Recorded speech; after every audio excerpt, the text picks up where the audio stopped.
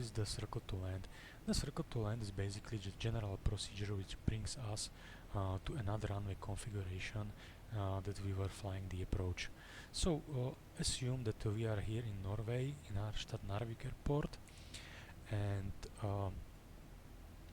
the only possibility how to perform the approach is according to our weather condition, it's use ILS runway 17. And imagine that we have strong tailwind component which exceeds our limitations, or the runway is contaminated, or we are not allowed to use, we are not approved for RMP authorization required procedure. So in this case we have to use the circle to land. Circle to land is the general procedure which is clearly explained by ICAO documentations. It's volume 8166 and is adopted by EASA and FAA, and there are some differences from FAA procedures. Sometimes Boeing 737 belongs to category D, but here in Europe we are within the category C. So that means that we should have the visibility 2400 meters and the sailing, that means broken clouds, at least 2000 feet.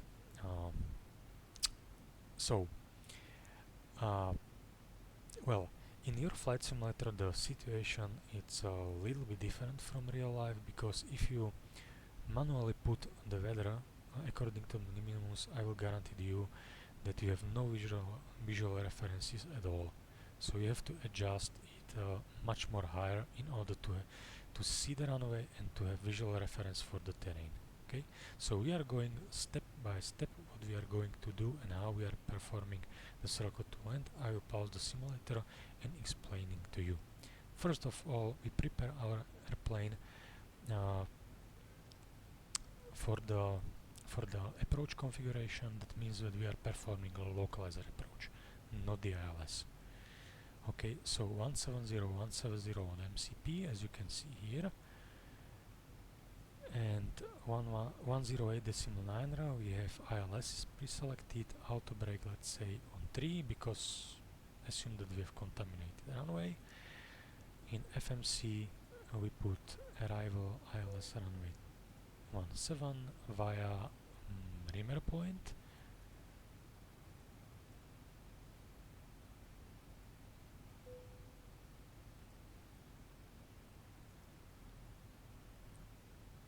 Okay, and our MDA, minimum descent altitude, will be 2100.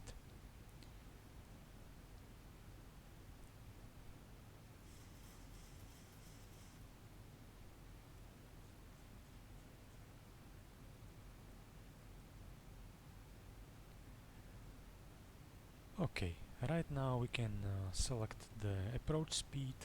We are going to burn 400 kilograms, so our gross weight for landing will be 56.4. So approach speed will be approximately 143 knots, 42, 43, doesn't matter. And yeah, well, as I said before, the circle to land, it's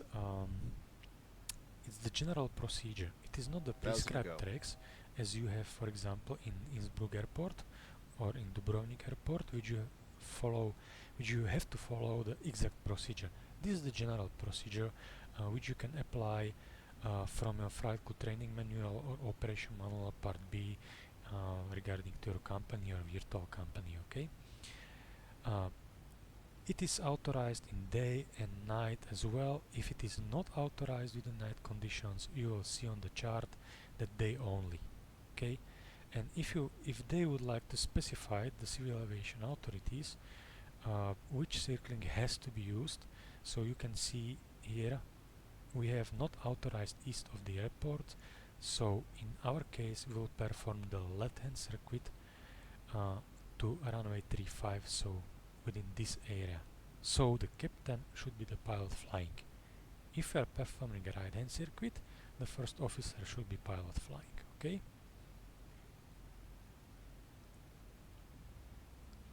So right now I will decelerate the airplane, and we can go with flaps 1,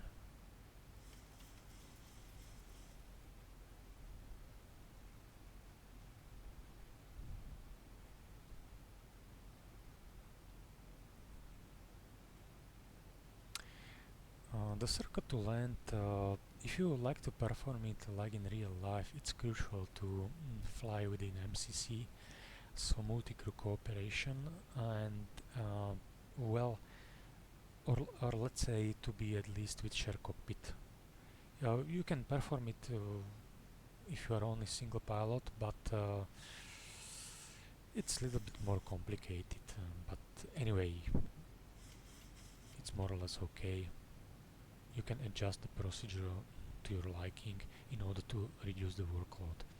Okay, so we can go down to 4,500 feet. 1,000 to go.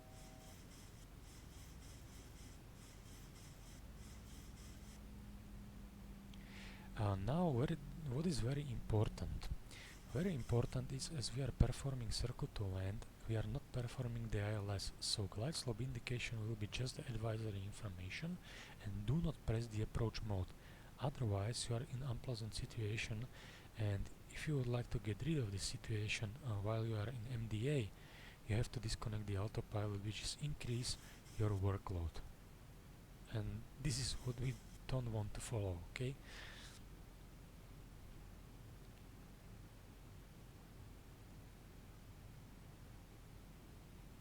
Okay, so right now, press heading select.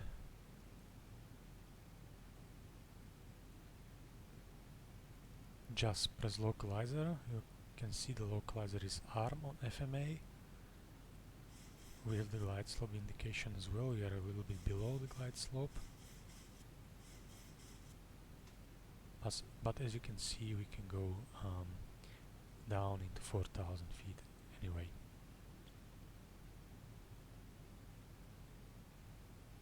$1,000 to go. So we have localizer captured.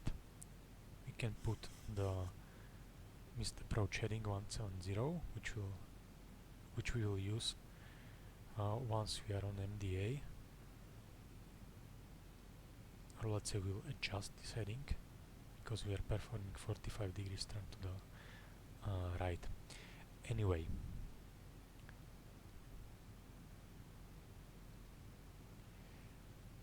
your pilot monitoring, once you are performing the approach with a glide slope indication, your pilot monitoring should read the altitudes, DME distances and altitudes, and you have to adjust your vertical speed according this confirmation. For example, at 5 nautical miles, the altitude should be 2100, okay?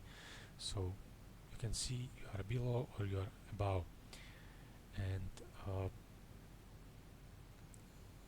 the useful tool is, for example, if you put gear down flaps 15, like here, and the gear down flaps 15 is the configuration to enter the circle to land. Okay, gear down flaps 15, we can pre-select it 2500.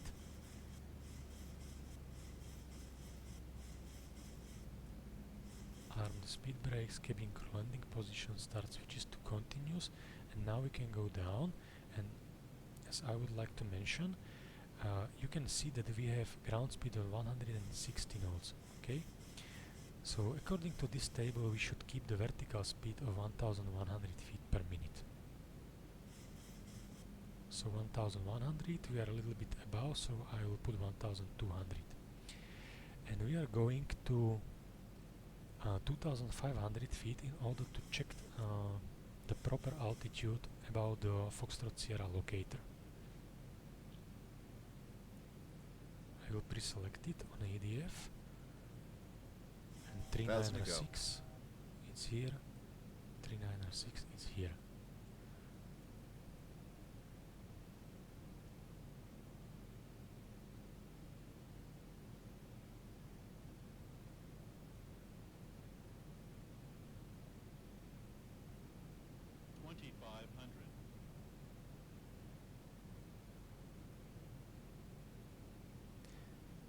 As you can see, we are approaching, and the NDB is turning back. We are on a cone of confusion, so we can go to MDA, which is 2100. 1,000 to go.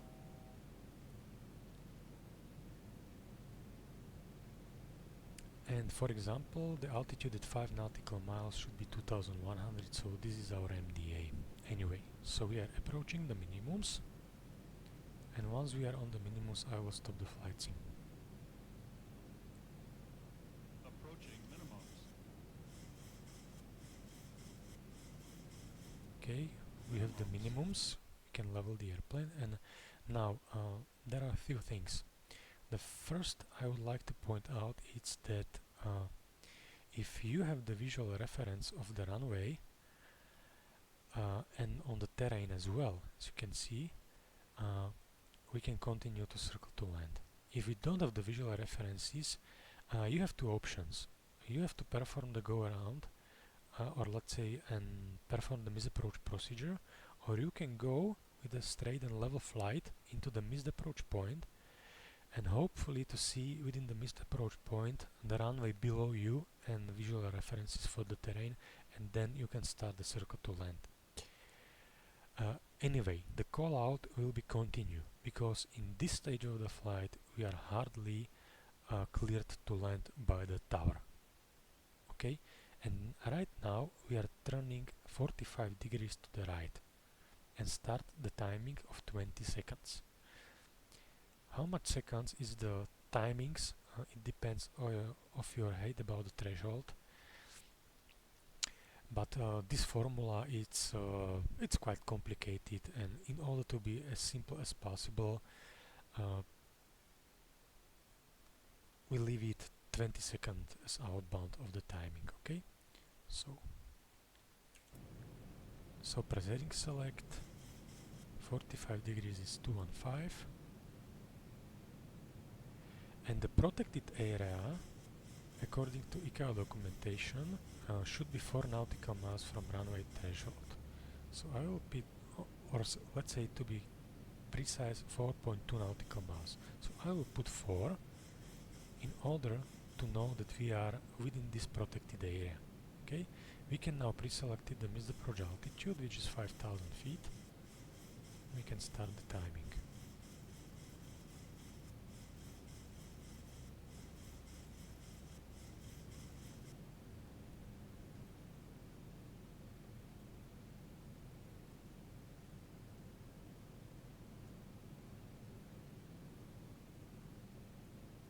Okay, so 20 seconds pass, we can reposition our set with the heading 170 to downwind. Stop timing, and this is one tip. The pilot monitoring should select you only the runway 35, runway extension with 1 nautical mile, and flight path angle for the PAPI indication for visual reference of runway 35. As you can see, we have a steeper descent, so 3.5. So I will recommend to put the 3.5 here. Press execute, and with the relax page you will clear the discontinuities and set the extended central line, so inbound course of 350. Why? Because right now we can see with the trend vector if we are overshooting the runway or we are not overshooting the runway, and within the V now indication indicates us 3.5 degrees of the glide path. So we can easily adjust our descent during our base turn. Okay, once we are reaching the threshold of runway 35, we start timing again, and right now if we have 10 knots of tailwind, we adjust 10 seconds. So remember, each 1 knot is 1 second. So if we have tailwind of 10 knots, we adjust it with 10 seconds. So 20 seconds plus 10 is 30 seconds. Okay, as an additive, and we start to configure the airplane for the landing. So as you can see right now, we can start the timing. Okay, and we can configure the airplane for the final landing configuration. I will pause the simulator. Some companies has the procedure in order to make a smooth transition to start the configuration for final landing flaps during the base turn.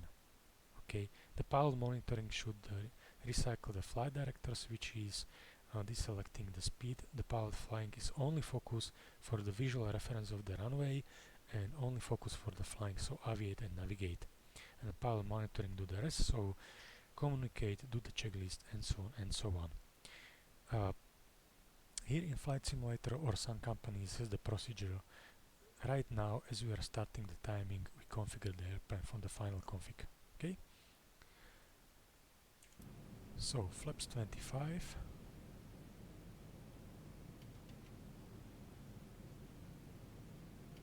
And flaps 30. So we have 142. Imagine that we have 10 knots of tailwind. So we will wait for 30 seconds and watch. Do not overshoot this circle because this is our protected area. Okay, so we have passed. So we may start our final turn. Okay.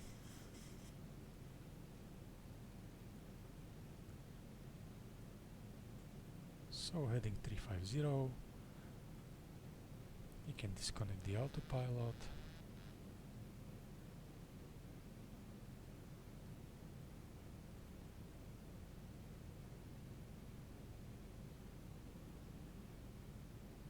And watch the VNOW indication, and as well watch the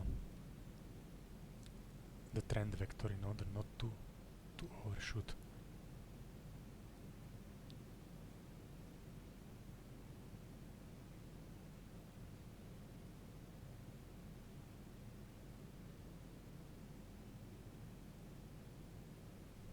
Okay, so this is the trend vector.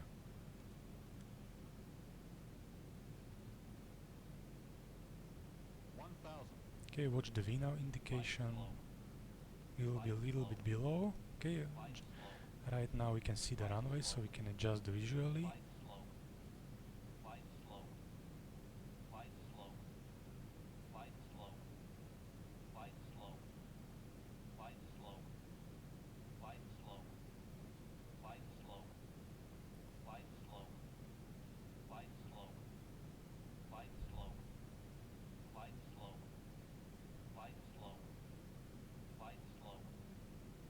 Okay, right now I will pause the simulator, and as you can see, our VNOW indication it's more or less precise because we put into the Lex page runway extensions with flight path angle of 3.5 degrees, which is the PAPI indication. So in this situation, we know the PAPI on this particular scenery are showing the correct value.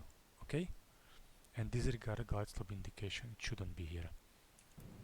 It's sim issue.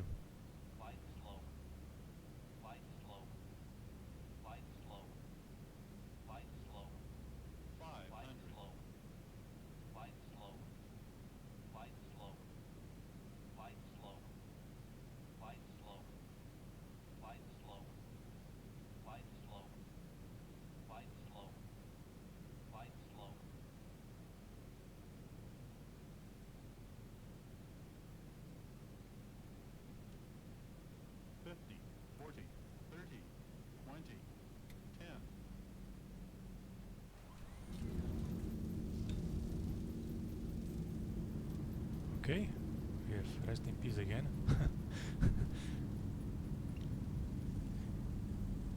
But yeah, anyway, okay guys, that's it, and I hope